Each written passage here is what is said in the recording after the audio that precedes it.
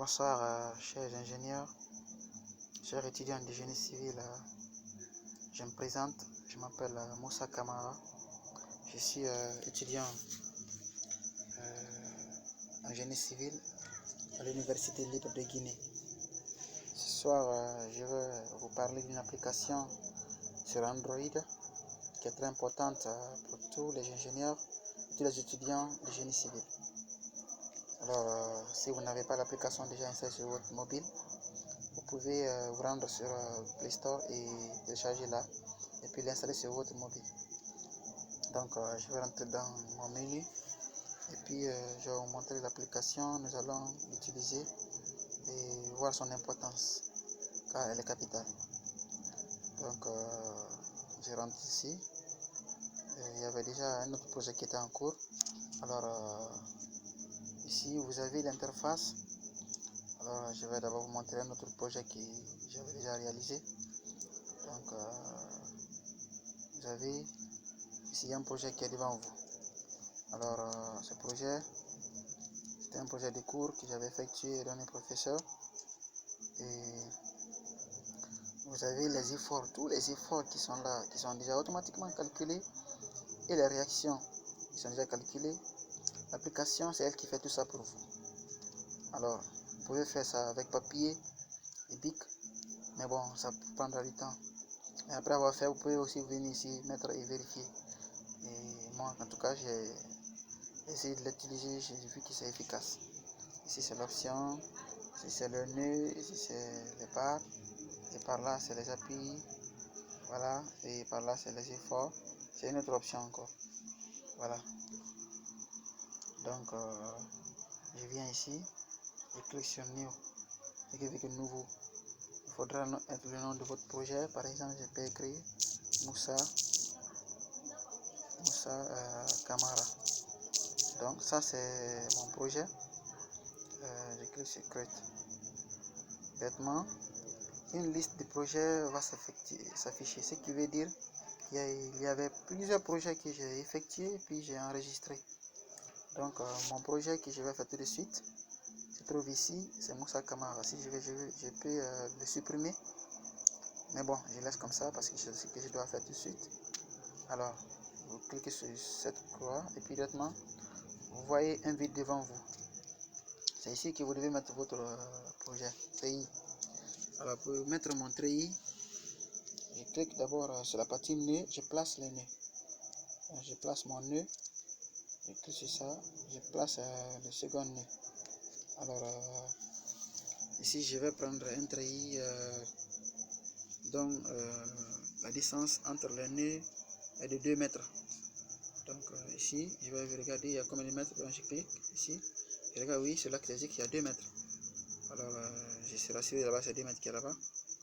Donc je prends encore le second nœud, je place ici, je vois que le troisième nœud qui est là, je vérifie si c'est à 4 mètres normalement, et voilà, c'est 4 mètres, ce qui veut dire que la distance qui est entre les grilles verticales qui sont là est de 2 mètres chacun. Donc je peux mettre maintenant le quatrième nœud et puis le cinquième nœud.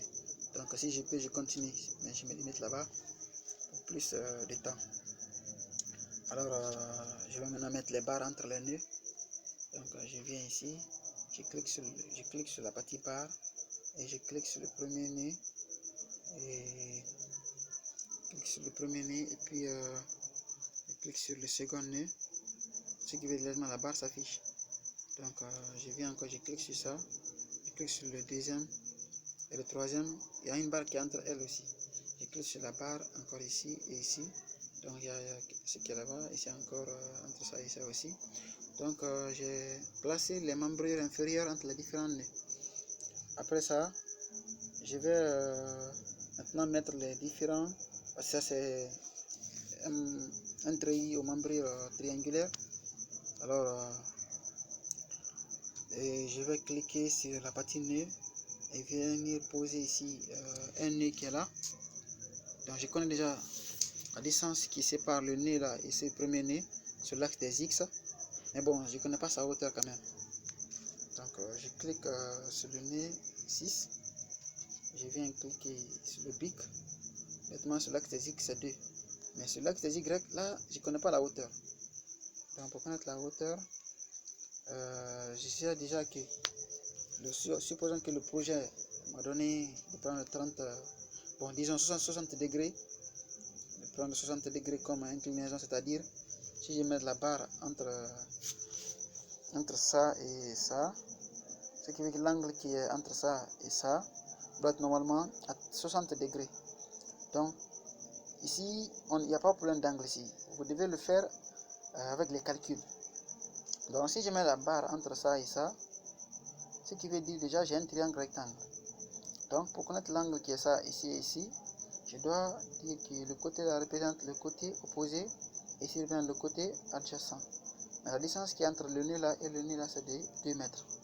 Donc si je veux connaître la hauteur qui est là, je dois prendre tangente de 60 degrés. Et tangente de 60 degrés est égal à la hauteur qui est là divisé par les 2 mètres qui sont là.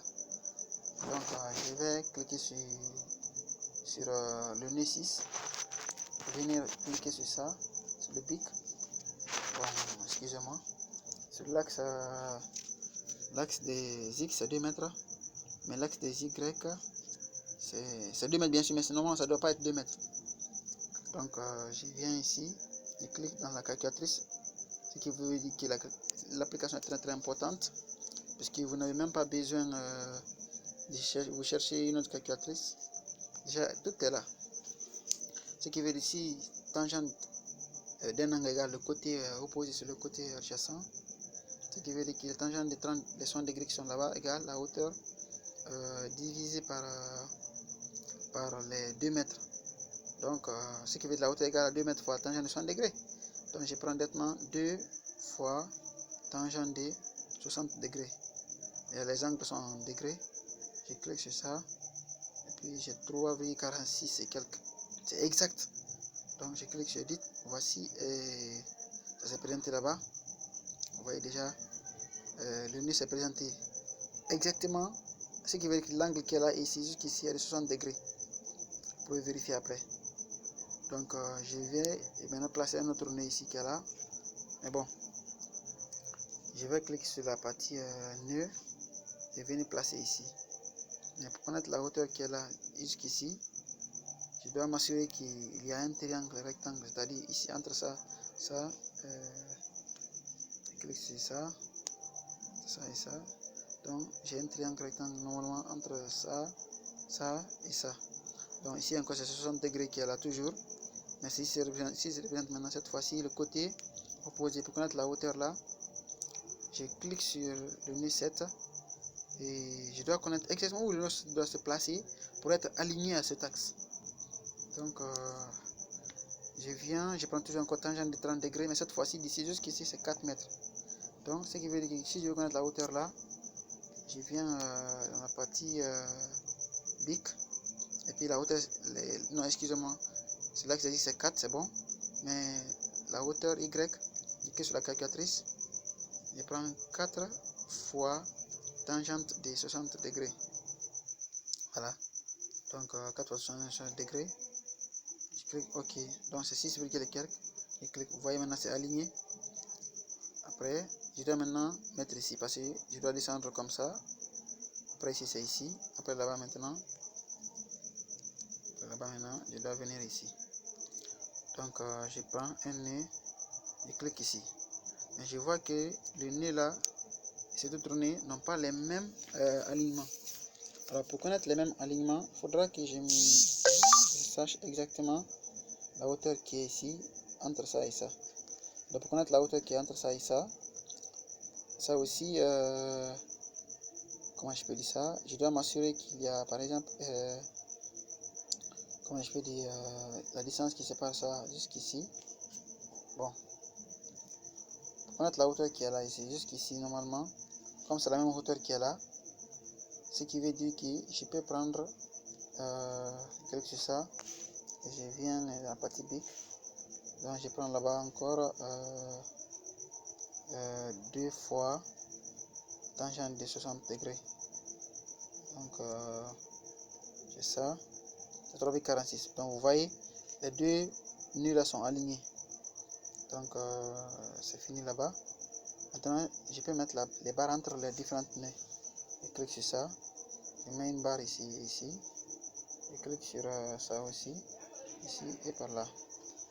Ici. Ça et ça.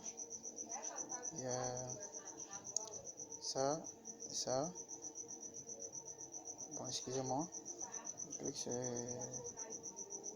la barre. Ça et ça. Voilà, donc il y a une barre là-bas. Je clique encore. Maintenant, voilà. Mon tri est déjà fait. Donc maintenant, il me reste maintenant à appliquer les efforts, les forces sur mon treillis, et puis connaître d'abord la réaction, parce que au départ vous avez une force qui est uniformément répartie. Vous devrez maintenant décomposer cette force. Donc en tant qu'étudiant de génie civil, vous savez déjà comment faire cela. Et ici les efforts qui sont là, ce sont les efforts sur les nœuds, pas sur les barres. Ce ne sont pas les efforts sur les barres, donc ce sont les efforts sur les nœuds. Maintenant, si je veux mettre les efforts, avant ça d'abord, je dois mettre les appuis. Donc, au départ, j'avais dit que c'est un treillis isostatique. Donc, je clique sur la partie appui. Vous voyez, il y a une partie qui se présente. Ça veut dire appui double. Ici, appui simple. Et pour les structures isostatiques, une partie appui double, une partie appui simple. Donc, je clique sur l'appui double, je viens placer ça ici. Et puis, je clique encore là-dedans. Appui simple, je viens cliquer sur ça. Donc, ce qui veut dire que mon système est stable, mais il me reste maintenant qu'à placer, comment je peux dire, les forces. Donc, je clique sur la partie là et je viens cliquer ici. Déjà, avant, quand vous cliquez, voici ce qui va sortir. Ici, c'est la charge, la force que vous allez mettre et force que vous allez mettre. Et par là, c'est l'angle d'appui de votre force. Ne changez pas l'angle là. Ici, ce qui est là, ne changez pas là, s'il vous plaît. Restez comme ça parce que les forces sont verticales. Donc, vous venez ici. Supposons que moi, toute ma force est de 30 kN. Ça dépend de votre force que vous allez appuyer. Donc, je mets ici 30 kN. Add. Je vais ajouter. J'ai déjà ajouté là-bas une force qui est là-bas déjà. Voilà. On a inséré la première charge qui est là. Je vais cliquer là-dessus et voir. La charge est de 30 kN. Vous voyez, la force est en kN. Les angles sont de 90 degrés. Alors, je vais sortir là-bas et je vais essayer de mettre la seconde. En tout cas, bon, les forces qui se trouvent sur les différents nœuds, bon, moi je vais penser que c'est 30 kN. C'est 30 kN, 30 kN, 30 kN partout. Donc, je clique encore sur la partie force, je clique ici. Donc, vous voyez déjà, je vais changer ça 5 qui est là-bas. Donc, je mets là-bas 30. Je mets 30 et puis je mets add.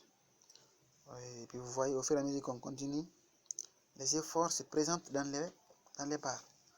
Donc, je clique encore là-dessus. Je clique ici. Je mets encore 30. 30. C'est 30 kN. Pardon. Donc, 30 kN. Je vais encore, je clique sur la partie là. Je clique ici et puis je mets encore 30 kN. Veuillez m'excuser, c'est juste la vidéo qui empêche que je mette là-bas. Donc, j'ai 30 kN là-bas. Et ça, c'est fini. Donc, vous voyez, à chaque fois que je mets les charges sur les nœuds, il y a les efforts dans les barres qui changent. Alors, c'est la même chose si vous calculez ce fait et c'est les valeurs exactes que vous allez trouver, que ce soit la réaction ou les efforts dans les barres. Donc, je clique encore sur la partie effort, je clique sur le dernier nœud, je mets encore là-bas 30. Je mets encore 30. Et vous voyez, c'est déjà mis. Donc, ça dépend maintenant, voilà, des différentes forces que vous allez avoir pour mettre sur les différents nœuds. Donc, vous voyez ici, le calcul est terminé. Et vous voyez, ça n'a même pas pris 30 minutes. Imaginez que vous preniez un bic et une feuille, vous allez faire jusqu'à quelque chose d'une heure. Vous voyez, passer par la méthode des nœuds, sections, le calcul de... En fait, tout à fait loin. Mais même si vous le faites, cette application va vous servir d'une application vérificatrice. Et vous voyez les réactions qui sont là. Les réactions sont là, 75 kN, la force de 30. Et là, ça veut, ce qui veut dire que dans cette barre qui est là, l'effort qui est dedans est de 30,0 kN. Voilà. Et ça, c'est la traction qui est là. TV de traction. Et ici, elle veut dire la compression. Donc, vous voyez déjà, ça montre réellement que c'est la compression. Donc, T là, vous voyez, non? C'est écrit 26,0 kN. Maintenant, T, c'est la traction. Donc, ici, par là, vous voyez, dans cette, comment je peux dire, montante, c'est-à-dire la barre montante, vous avez 30 kN, mais en traction. Voilà. Et l'application vous a calculé tous vos efforts. Et savant que vous mettre, comment je peux dire, vous montrez exactement le comportement de chaque barre, c'est-à-dire en compression ou en traction. Voilà. Alors c'était tout pour cette application.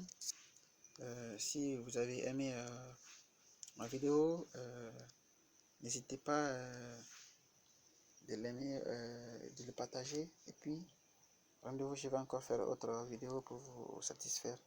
Merci, bye.